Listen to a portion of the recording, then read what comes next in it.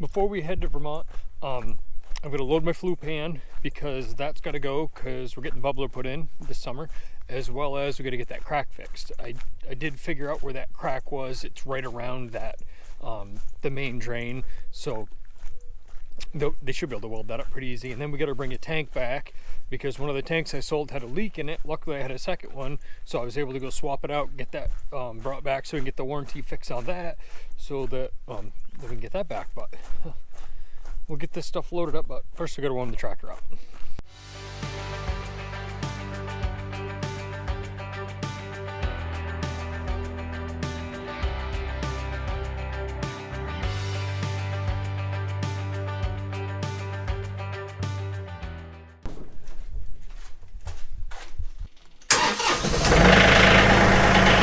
I took the toolbox out of my truck yesterday because that gets enough room in there to where everything's going to fit in the back with the tailgate up, so I don't have to worry about losing stuff going down the road. Flue pan's sitting here. I took a pallet and modified it so that it'll keep it on it, so I don't have to worry about that thing sliding around in the back of the truck, and keep the pressure points on the side where it's supposed to be.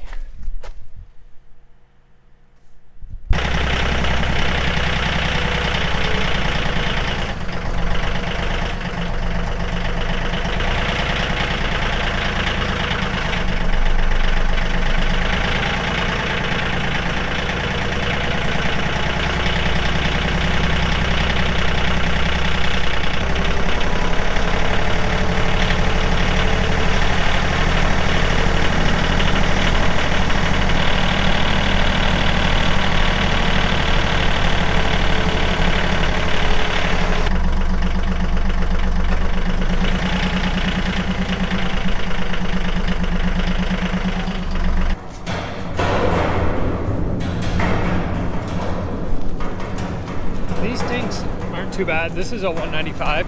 They're just awkward, that's all. But they don't make much.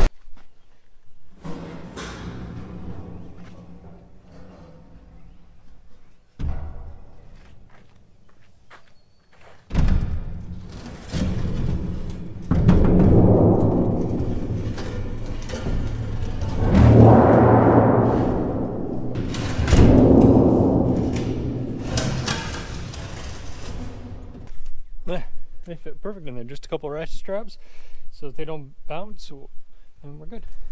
Kids are delivered. Oldest is at dance. She's there till like 7 o'clock tonight, and the youngest is at the Outlaws for the night. Well, they're both at the Outlaws for the next couple days. So that's all set now. I just got to go home, wait for the two-legged boss to get there. I got to drop Bricks off at home. He wanted to go pick the kids up because they're his babies. So take him home too, and then we can get on the road. I think I'm gonna take the boss out for a nice dinner tonight, little date night. It's just the two of us, so I mean, I should probably, spoil her every now and then. She's not gonna be happy about this seat. Disgusting. It's his seat. It's disgusting. It's his seat. Good, I'm gonna look like the dog. Stop it. All right, it's dinner time, date night, and I'm buying. He's so romantic. And so we made it. We're here at the hotel. Go in, get checked in, and then be up and ready to go tomorrow. The ride coming over, we made great time, so let's start tomorrow. So we're heading out to the Leader's Dealer Day, and we're going through the parking lot, and we find this rig in the yard.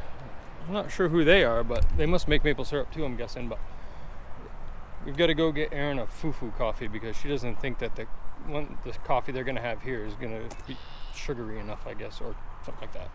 But no one stole the goods in the truck last night, so we're ahead of the game. So the boss and I just got here to Leader. We'll go inside and see what kind of trouble we can get into here.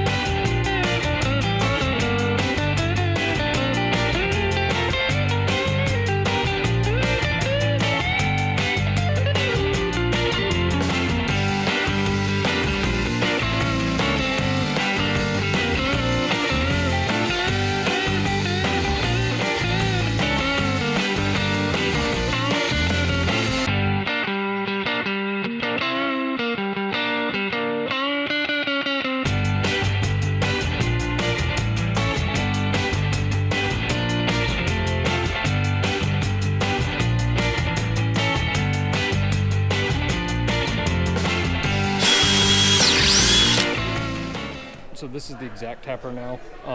Perfectly straight holes, adapts onto any drill, the DeWalt or the Milwaukee, and then you get your drill at the end of it for $500.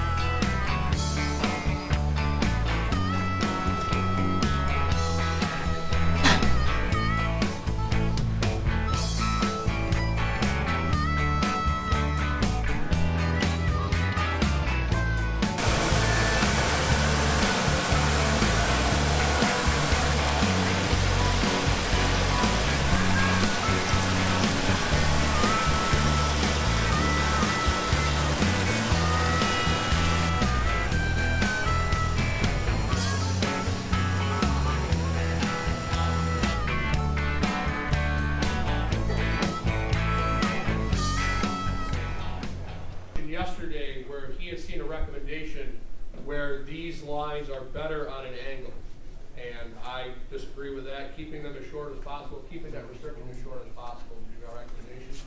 If you had a situation where, you know, this main line, you know, stopped here on a tree and this one was here on the same tree.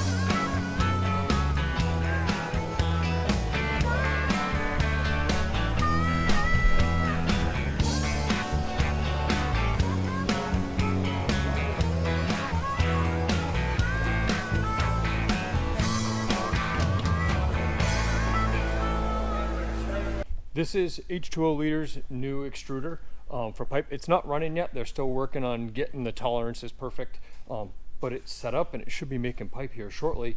All the pipe comes through, and this is the water bath that cools the plastic if they heat it up to make it and run it through the actual extruder. The raw materials come in totes, and they suck it up with vacuum, and it goes up into the hoppers. So it's just a plastic pellet that they use, and then they add different ingredients to make the different types of pipe that they have. The old extruder is still set up. It's quite a bit smaller, and it's right next to it, so they'll be able to run two if they want to, but the new extruder is supposed to be able to handle the capacity without having to run the old one.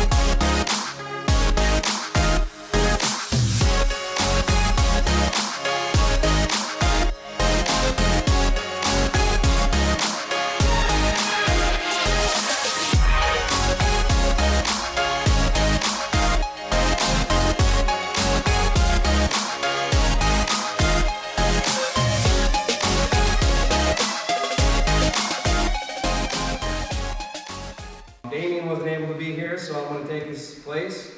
Where do I start here? So back in May is when they first started the groundwork of this place. They had to tear the existing sugar house down and then start the work. So they got the foundation in, and the first stick that was laid was in late September. And this building came together that quick before sugaring season. These are our two 6x18 evaporators with our CIP systems. They're called our Freedom line of evaporators. They give you the option of reversing your flow from one side of the pan to the other. You can also take all these boxes and put them on the other side of the pan so you can have right feeds, left draws, right feeds. It's a good selling point. Say if you ever get rid of the pans down the road, somebody wants the opposite feed and draw of you, it's not a problem because you can just switch the buckets from one side to the other. They burn about 36 gallons of fuel an hour. We usually put about 21 to 22% concentrate in them. They make right around 200 to 205 gallons of syrup an hour. Quarter gallon of fuel oil to make 1 gallon of syrup, so they're very efficient.